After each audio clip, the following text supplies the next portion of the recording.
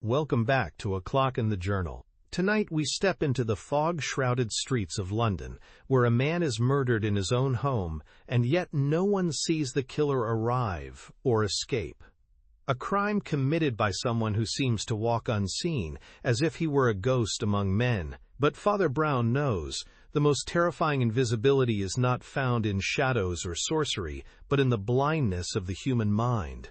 Prepare yourself for one of Chesterton's most haunting mysteries, the Invisible Man. In the cool blue twilight of two steep streets in Camden Town, the shop at the corner, a confectioner's, glowed like the butt of a cigar. One should rather say, perhaps, like the butt of a firework, for the light was of many colors and some complexity, broken up by many mirrors and dancing on many gilt and gaily colored cakes and sweetmeats. Against this one fiery glass were glued the noses of many gutter snipes, for the chocolates were all wrapped in those red and gold and green metallic colors which are almost better than chocolate itself. And the huge white wedding cake in the window was somehow at once remote and satisfying, just as if the whole North Pole were good to eat. Such rainbow provocations could naturally collect the youth of the neighborhood up to the ages of 10 or 12. But this corner was also attractive to youth at a later stage, and a young man, not less than 24, was staring into the same shop window. To him also the shop was of fiery charm, but this attraction was not wholly to be explained by chocolates, which, however, he was far from despising. He was a tall, burly, red-haired young man, with a resolute face but a listless manner. He carried under his arm a flat, gray portfolio of black and white sketches, which he had sold with more or less success to publishers ever since his uncle, who was an admiral, had disinherited him for socialism, because of a lecture which he had delivered against that economic theory. His name was John Turnbull Angus. Entering at last, he walked through the confectioner's shop to the back room, which was a sort of pastry-cook restaurant, merely raising his hat to the young lady who was serving there. She was a dark, elegant, alert girl in black, with a high color and very quick dark eyes, and after the ordinary interval she followed him into the inner room to take his order. His order was evidently a usual one. "I want, please," he said with precision, "one halfpenny bun and a small cup of black coffee."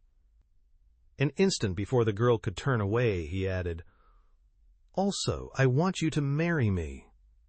The young lady of the shop stiffened suddenly and said, "Those are jokes I don't allow."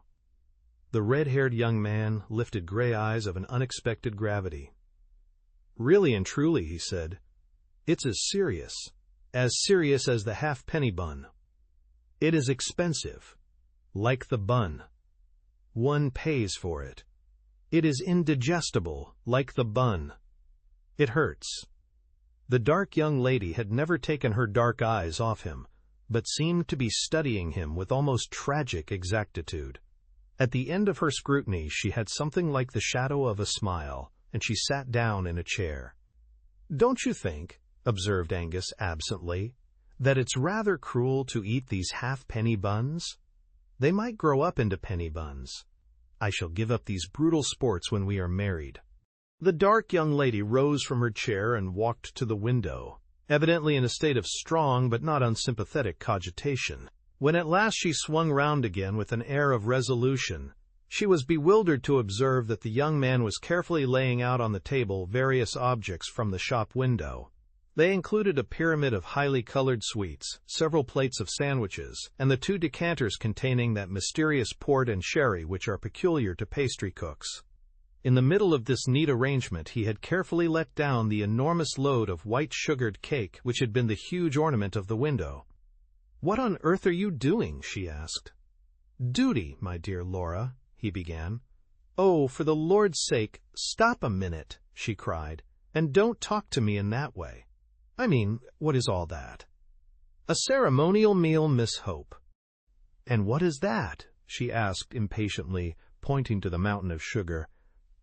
"The wedding cake, Mrs. Angus," he said. The girl marched to that article, removed it with some clatter, and put it back in the shop window. She then returned, and, putting her elegant elbows on the table, regarded the young man not unfavorably, but with considerable exasperation. "You don't give me any time to think," she said. "I'm not such a fool," he answered. "That's my Christian humility." She was still looking at him, but she had grown considerably graver behind the smile. "Mr. Angus," she said steadily, "before there is a minute more of this nonsense, I must tell you something about myself as shortly as I can." "Delighted," replied Angus gravely. "You might tell me something about myself, too, while you are about it." "Oh, do hold your tongue and listen," she said. "It's nothing that I'm ashamed of, and it isn't even anything that I'm specially sorry about. But what would you say if there were something that is no business of mine, and yet is my nightmare?" "In that case," said the man seriously, "I should suggest that you bring back the cake." "Well, you must listen to the story first," said Laura persistently. "To begin with, I must tell you that my father owned the inn called the Red Fish at Ludbury, and I used to serve people in the bar. I have often wondered," he said, "why there was a kind of a Christian air about this one confectioner's shop. Ludbury is a sleepy, grassy little hole in the eastern counties, and the only kind of people who ever came to the Red Fish were occasional commercial travelers, and for the rest, the most awful people you can see, only you've never seen them. I mean little, loungy men who had just enough to live on, and had nothing to do but lean about in bar-rooms and bet on horses, in bad clothes that were just too good for them. Even these wretched young rotters were not very common at our house, but there were two of them that were a lot too common. Common in every sort of way. They both lived on money of their own, and were wearisomely idle and overdressed. But yet I was a bit sorry for them, because I half believe they slunk into our little empty bar because each of them had a slight deformity, the sort of thing that some yokels laugh at. It wasn't exactly a deformity either. It was more an oddity. One of them was a surprisingly small man, something like a dwarf, or at least like a jockey. He was not at all jockeyish to look at, though. He had a round black head and a well-trimmed black beard, bright eyes like a bird's. He jingled money in his pockets. He jangled a great gold watch chain, and he never turned up except dressed just too much like a gentleman to be one. He was no fool, though a futile idler. He was curiously clever at all kinds of things that couldn't be the slightest use, a sort of impromptu conjuring, making 15 matches set fire to each other like a regular firework, or cutting a banana or some such thing into a dancing doll. His name was Isidore Smythe, and I can see him still, with his little dark face, just coming up to the counter, making a jumping kangaroo out of 5 cigars. The other fellow was more silent and more ordinary, but somehow he alarmed me much more than poor little Smythe. He was very tall and slight and light-haired. His nose had a high bridge, and he might almost have been handsome in a spectral sort of way. But he had one of the most appalling squints I have ever seen or heard of. When he looked straight at you, you didn't know where you were yourself, let alone what he was looking at. I fancy this sort of disfigurement embittered the poor chap a little. For while Smythe was ready to show off his monkey tricks anywhere, James Welkin, that was the squinting man's name, never did anything except soak in our bar parlor and go for great walks by himself in the flat, gray country all around. All the same, I think Smythe, too, was a little sensitive about being so small, though he carried it off more smartly. And so it was that I was really puzzled, as well as startled, and very sorry when they both offered to marry me in the same week. Well, I did what I've since thought was perhaps a silly thing. But after all, these freaks were my friends in a way, and I had a horror of their thinking. I refused them for the real reason, which was that they were so impossibly ugly. So I made up some gas of another sort, about never meaning to marry anyone who hadn't carved his way in the world.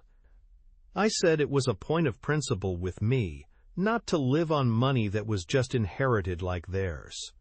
2 days after I had talked in this well-meaning sort of way, the whole trouble began. The first thing I heard was that both of them had gone off to seek their fortunes, as if they were in some silly fairy tale. Well, I've never seen either of them from that day to this. But I've had 2 letters from the little man called Smythe, and really they were rather exciting. "Ever heard of the other man?" asked Angus. "No, he never wrote," said the girl after an instant's hesitation. Smythe's first letter was simply to say that he had started out walking with Welkin to London, but Welkin was such a good walker that the little man dropped out of it and took a rest by the roadside. He happened to be picked up by some traveling show, and partly because he was nearly a dwarf, and partly because he was really a clever little wretch, he got on quite well in the show business, and was soon sent up to the aquarium to do some tricks that I forget. That was his first letter. His second was much more of a startler, and I only got it last week. The man called Angus emptied his coffee cup and regarded her with mild and patient eyes. Her own mouth took a slight twist of laughter as she resumed, "I suppose you've seen on the hoardings all about this, Smythe's silent service? Or you must be the only person that hasn't." "Oh, I don't know much about it. It's some clockwork invention for doing all the housework by machinery. You know the sort of thing. Press a button, a butler who never drinks. Turn a handle, 10 housemaids who never flirt. You must have seen the advertisements. Well, whatever these machines are, they are making pots of money. And they are making it all for that little imp whom I knew down in Ludbury. I can't help feeling pleased the poor little chap has fallen on his feet, but the plain fact is, I'm in terror of his turning up any minute and telling me he's carved his way in the world, as he certainly has." "And the other man?" repeated Angus with a sort of obstinate quietude. Laura Hope got to her feet suddenly. "My friend," she said, "I think you are a witch. Yes, you are quite right. I have not seen a line of the other man's writing, and I have no more notion than the dead of what or where he is, but it is of him that I am frightened. It is he who is all about my path. It is he who has half driven me mad. Indeed, I think he has driven me mad, for I have felt him where he could not have been, and I have heard his voice when he could not have spoken." "Well, my dear," said the young man cheerfully, "if he were Satan himself, he is done, for now you have told somebody. One goes mad all alone, old girl. But when was it you fancied you felt and heard our squinting friend?" "I heard James Welkin laugh as plainly as I hear you speak," said the girl steadily. "There was nobody there, for I stood just outside the shop at the corner, and could see down both streets at once. I had forgotten how he laughed, though his laugh was as odd as his squint. I had not thought of him for nearly a year. But it's a solemn truth that a few seconds later the first letter came from his rival." "Did you ever make the spectre speak or squeak or anything?" asked Angus with some interest. Laura suddenly shuddered, and then said, with an unshaken voice, "Yes." Just when I had finished reading the second letter from Isidore Smythe announcing his success. Just then I heard Welkin say, "He shan't have you, though." It was quite plain, as if he were in the room. "It is awful. I think I must be mad." "If you really were mad," said the young man, "you would think you must be sane. But certainly there seems to me to be something a little rum about this unseen gentleman. 2 heads are better than 1. I spare you allusions to any other organs, and really, if you would allow me, as a sturdy, practical man, to bring back the wedding cake out of the window." Even as he spoke, there was a sort of steely shriek in the street outside, and a small motor, driven at devilish speed, shot up to the door of the shop and stuck there. In the same flash of time, a small man in a shiny top hat stood stamping in the outer room.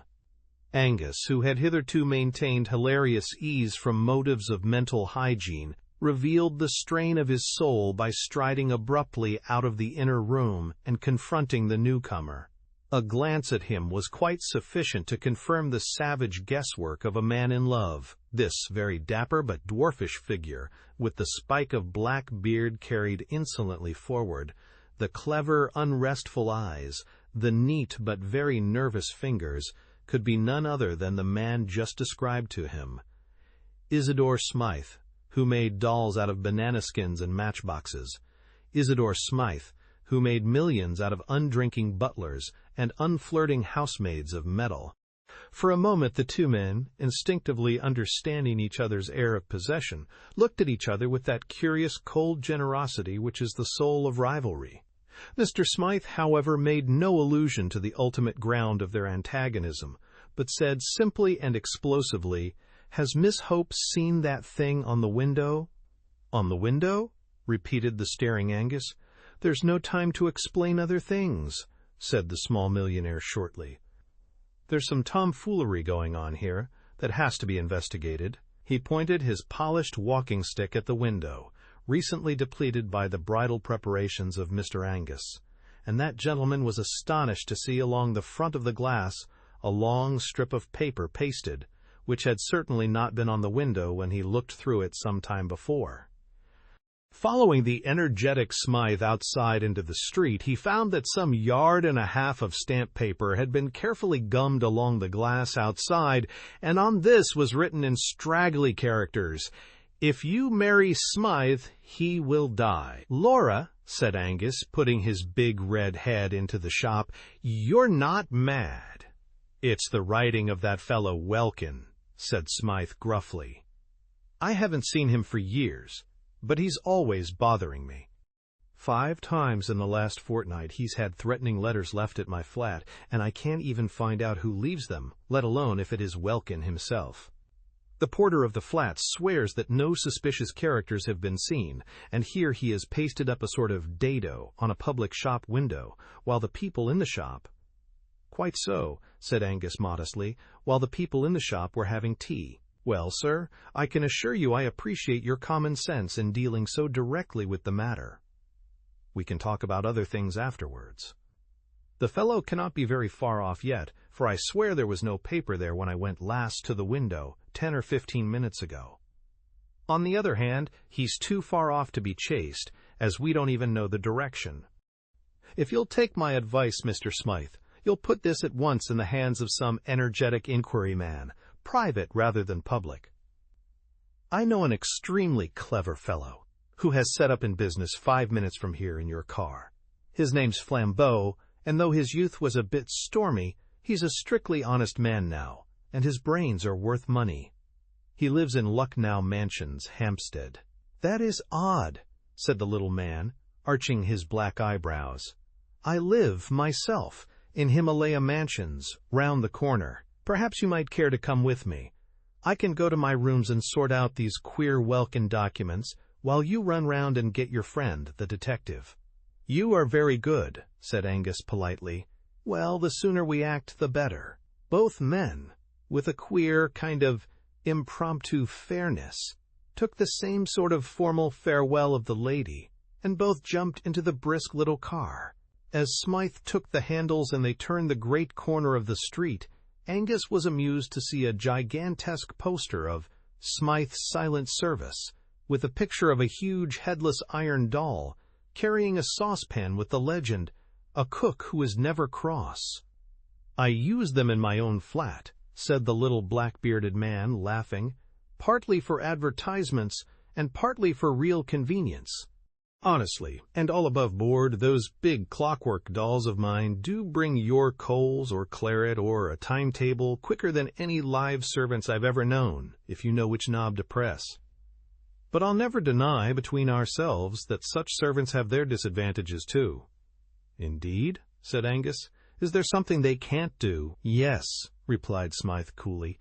"They can't tell me who left those threatening letters at my flat." The man's motor was small and swift, like himself. In fact, like his domestic service, it was of his own invention. If he was an advertising quack, he was one who believed in his own wares.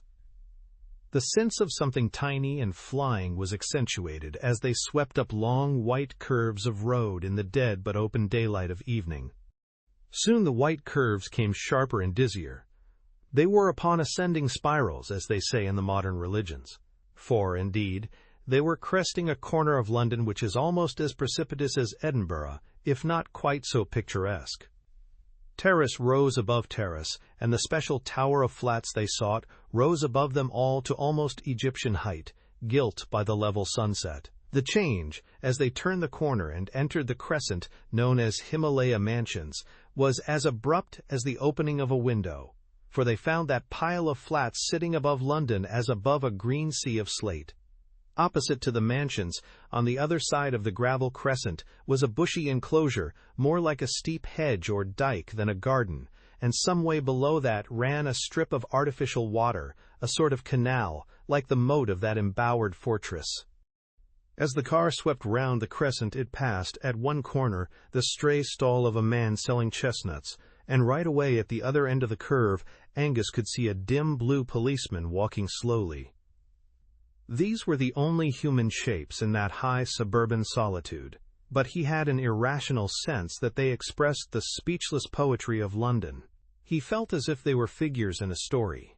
The little car shot up to the right house like a bullet, and shot out its owner like a bombshell. He was immediately inquiring of a tall commissionaire in shining braid, and a short porter in shirt-sleeves, whether anybody or anything had been seeking his apartments.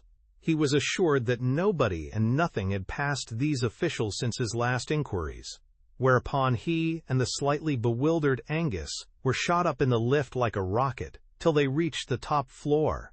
"Just come in for a minute," said the breathless Smythe. "I want to show you those welcome letters. Then you might run round the corner and fetch your friend." He pressed a button concealed in the wall, and the door opened of itself. It opened on a long, commodious ante-room, of which the only arresting features, ordinarily speaking, were the rows of tall, half-human mechanical figures that stood up on both sides like tailors' dummies. Like tailors' dummies, they were headless. And like tailors' dummies, they had a handsome, unnecessary humpiness in the shoulders, and a pigeon-breasted protuberance of chest. But barring this, they were not much more like a human figure than any automatic machine at a station that is about the human height. They had two great hooks like arms for carrying trays, and they were painted pea-green, or vermilion, or black for convenience of distinction. In every other way they were only automatic machines, and nobody would have looked twice at them. On this occasion, at least, nobody did. For between the two rows of these domestic dummies lay something more interesting than most of the mechanics of the world. It was a white, tattered scrap of paper scrawled with red ink, and the agile inventor had snatched it up almost as soon as the door flew open. He handed it to Angus without a word. The red ink on it actually was not dry, and the message ran, "If you have been to see her today, I shall kill you." There was a short silence, and then Isidore Smythe said quietly, "Would you like a little whiskey?" "I rather feel as if I should, thank you." "I should like a little flambeau," said Angus gloomily. "This business seems to me to be getting rather grave. I'm going round at once to fetch him." "Right you are," said the other, with admirable cheerfulness. "Bring him round here as quick as you can." But as Angus closed the front door behind him, he saw Smythe push back a button, and one of the clockwork images glided from its place and slid along a groove in the floor, carrying a tray with siphon and decanter. There did seem something a trifle weird about leaving the little man alone among those dead servants, who were coming to life as the door closed. 6 steps down from Smythe's landing, the man in shirt-sleeves was doing something with a pail. Angus stopped to extract a promise, fortified with a prospective bribe, that he would remain in that place until the return with the detective, and would keep count of any kind of stranger coming up those stairs. Dashing down to the front hall, he then laid similar charges of vigilance on the commissionaire at the front door, from whom he learned the simplifying circumstances that there was no back door. Not content with this, he captured the floating policeman and induced him to stand opposite the entrance and watch it, and finally paused an instant for a pennyworth of chestnuts and an inquiry as to the probable length of the merchant's stay in the neighborhood. The chestnut seller, turning up the collar of his coat, told him he should probably be moving shortly, as he thought it was going to snow. Indeed, the evening was growing gray and bitter, but Angus, with all his eloquence, proceeded to nail the chestnut man to his post. "Keep yourself warm on your own chestnuts," he said earnestly. "Eat up your whole stock. I'll make it worth your while. I'll give you a sovereign if you'll wait here till I come back, and then tell me whether any man, woman, or child has gone into that house where the commissionaire is standing." He then walked away smartly, with a last look at the besieged tower. "I've made a ring round that room anyhow," he said. "They can't all four of them be Mr. Welkin's accomplices." Lucknow Mansions were, so to speak, on a lower platform of that hill of houses, of which Himalaya Mansions might be called the peak. Mr. Flambeau's semi-official flat was on the ground floor, and presented in every way a marked contrast to the American machinery and cold hotel-like luxury of the flat of the silent service. Flambeau, who was a friend of Angus, received him in a rococo artistic den behind his office, of which the ornaments were sabers, harquebuses, Eastern curiosities, flasks of Italian wine, savage cooking pots, a plumy Persian cat, and a small, dusty-looking Roman Catholic priest, who looked particularly out of place. "This is my friend Father Brown," said Flambeau. "I've often wanted you to meet him." "Splendid weather this, a little cold for Southerners like me." "Yes, I think it will keep clear," said Angus, sitting down on a violet-striped Eastern ottoman. "No," said the priest quietly, "it has begun to snow." And, indeed, as he spoke, the first few flakes, foreseen by the man of chestnuts, began to drift across the darkening window-pane. "Well," said Angus heavily, "I'm afraid I've come on business, and rather jumpy business at that. The fact is, Flambeau, within a stone's throw of your house is a fellow who badly wants your help. He's perpetually being haunted and threatened by an invisible enemy, a scoundrel whom nobody has even seen." As Angus proceeded to tell the whole tale of Smythe and Welkin, beginning with Laura's story and going on with his own, the supernatural laugh at the corner of two empty streets, the strange distinct words spoken in an empty room, Flambeau grew more and more vividly concerned, and the little priest seemed to be left out of it, like a piece of furniture. When it came to the scribbled stamp paper pasted on the window, Flambeau rose, seeming to fill the room with his huge shoulders. "If you don't mind," he said, "I think you had better tell me the rest on the nearest road to this man's house. It strikes me, somehow, that there is no time to be lost." "Delighted," said Angus, rising also, "though he's safe enough for the present, for I've set 4 men to watch the only hole to his burrow." They turned out into the street, the small priest trundling after them with the docility of a small dog. He merely said, in a cheerful way, like one making conversation, "How quick the snow gets thick on the ground." As they threaded the steep side streets already powdered with silver, Angus finished his story, and by the time they reached the crescent with the towering flats, he had leisure to turn his attention to the 4 sentinels. The chestnut seller, both before and after receiving a sovereign, swore stubbornly that he had watched the door and seen no visitor enter. The policeman was even more emphatic. He said he had had experience of crooks of all kinds, in top hats and in rags. He wasn't so green as to expect suspicious characters to look suspicious. He looked out for anybody, and so help him, there had been nobody. And when all 3 men gathered round the gilded commissionaire, who still stood smiling astride of the porch, the verdict was more final still.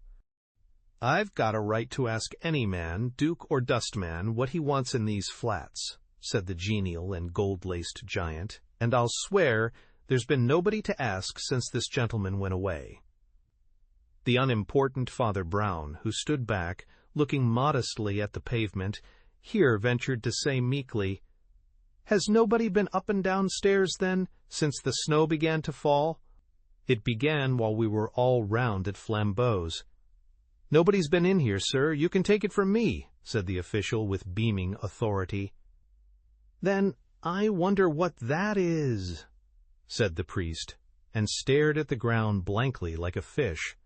The others all looked down also, and Flambeau used a fierce exclamation and a French gesture. For it was unquestionably true that down the middle of the entrance, guarded by the man in gold lace, actually between the arrogant, stretched legs of that colossus, ran a stringy pattern of gray footprints stamped upon the white snow. "God!" cried Angus involuntarily. "The invisible man! Without another word he turned and dashed up the stairs, with Flambeau following. But Father Brown still stood looking about him in the snow-clad street as if he had lost interest in his query. Flambeau was plainly in a mood to break down the door with his big shoulders. But the Scotchman, with more reason, if less intuition, fumbled about on the frame of the door till he found the invisible button, and the door swung slowly open. It showed substantially the same serried interior. The hall had grown darker, though it was still struck here and there with the last crimson shafts of sunset, and one or two of the headless machines had been moved from their places for this or that purpose, and stood here and there about the twilit place. The green and red of their coats were all darkened in the dusk, and their likeness to human shapes slightly increased by their very shapelessness. But in the middle of them all, exactly where the paper with the red ink had lain, there lay something that looked like red ink spilt out of its bottle. But it was not red ink. With a French combination of reason and violence, Flambeau simply said, "Murder!" and plunging into the flat had explored every corner and cupboard of it in 5 minutes. But if he expected to find a corpse, he found none. Isidore Smythe was not in the place, either dead or alive. After the most tearing search, the two men met each other in the outer hall, with streaming faces and staring eyes. "My friend," said Flambeau, talking French in his excitement, "not only is your murderer invisible, but he makes invisible also the murdered man." Angus looked round at the dim room full of dummies, and in some Celtic corner of his Scotch soul a shudder started. One of the life-size dolls stood immediately overshadowing the bloodstain, summoned, perhaps, by the slain man an instant before he fell. One of the high-shouldered hooks that served the thing for arms was a little lifted, and Angus had suddenly the horrid fancy that poor Smythe's own iron child had struck him down. Matter had rebelled, and these machines had killed their master. But even so, what had they done with him? "Eaten him," said the nightmare at his ear, and he sickened for an instant at the idea of rent, human remains absorbed and crushed into all that acephalous clockwork. He recovered his mental health by an emphatic effort and said to Flambeau, "Well, there it is. The poor fellow has evaporated like a cloud and left a red streak on the floor. The tale does not belong to this world." "There is only one thing to be done," said Flambeau, "whether it belongs to this world or the other. I must go down and talk to my friend." They descended, passing the man with the pail, who again asseverated that he had let no intruder pass, down to the commissionaire and the hovering chestnut man, who rigidly reasserted their own watchfulness. But when Angus looked round for his fourth confirmation, he could not see it, and called out with some nervousness, "Where is the policeman?" "I beg your pardon," said Father Brown. "That is my fault.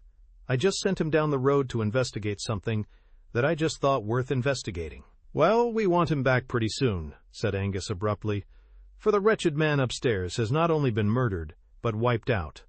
"How?" asked the priest. "Father," said Flambeau after a pause, "upon my soul I believe it is more in your department than mine. No friend or foe has entered the house, but Smythe is gone, as if stolen by the fairies. If that is not supernatural, As he spoke, they were all checked by an unusual sight. The big blue policeman came round the corner of the crescent, running. He came straight up to Brown. "You're right, sir," he panted. "They've just found poor Mr. Smythe's body in the canal down below." Angus put his hand wildly to his head. "Did he run down and drown himself?" he asked. "He never came down, I'll swear," said the constable, "and he wasn't drowned either, for he died of a great stab over the heart." "And yet you saw no one enter?" said Flambeau in a grave voice. "Let us walk down the road a little," said the priest. As they reached the other end of the crescent, he observed abruptly, "Stupid of me. I forgot to ask the policeman something. I wonder if they found a light brown sack." "Why a light brown sack?" asked Angus, astonished. "Because if it was any other colored sack, the case must begin over again," said Father Brown. But if it was a light brown sack, why, the case is finished." "I am pleased to hear it," said Angus with hearty irony. "It hasn't begun, so far as I am concerned." "You must tell us all about it," said Flambeau with a strange, heavy simplicity, like a child. Unconsciously, they were walking with quickening steps down the long sweep of road on the other side of the high crescent, Father Brown leading briskly, though in silence. At last he said with an almost touching vagueness, "Well, I'm afraid you'll think it's so prosy. We always begin at the abstract end of things. And you can't begin this story anywhere else. Have you ever noticed this? That people never answer what you say? They answer what you mean, or what they think you mean. Suppose one lady says to another in a country house, 'Is anybody staying with you?' The lady doesn't answer. Yes. The butler, the 3 footmen, the parlour-maid, and so on, though the parlour-maid may be in the room, or the butler behind her chair. She says, 'There is nobody staying with us,' meaning nobody of the sort you mean. But suppose a doctor inquiring into an epidemic asks, 'Who is staying in the house?' Then the lady will remember the butler, the parlour-maid, and the rest. All language is used like that. You never get a question answered literally, even when you get it answered truly. When those 4 quite honest men said that no man had gone into the mansions, they did not really mean that no man had gone into them. They meant no man whom they could suspect of being your man. A man did go into the house, and did come out of it, but they never noticed him." "An invisible man?" inquired Angus, raising his red eyebrows. "A mentally invisible man," said Father Brown. A minute or two after he resumed in the same unassuming voice, like a man thinking his way, "Of course you can't think of such a man, until you do think of him. That's where his cleverness comes in. But I came to think of him through 2 or 3 little things in the tale Mr. Angus told us. First, there was the fact that this Welkin went for long walks, and then there was the vast lot of stamp paper on the window. And then, most of all, there were the 2 things the young lady said, things that couldn't be true. Don't get annoyed," he added hastily, noting a sudden movement of the Scotchman's head. "She thought they were true. A person can't be quite alone in a street a second before she receives a letter. She can't be quite alone in a street when she starts reading a letter just received. There must be somebody pretty near her. He must be mentally invisible."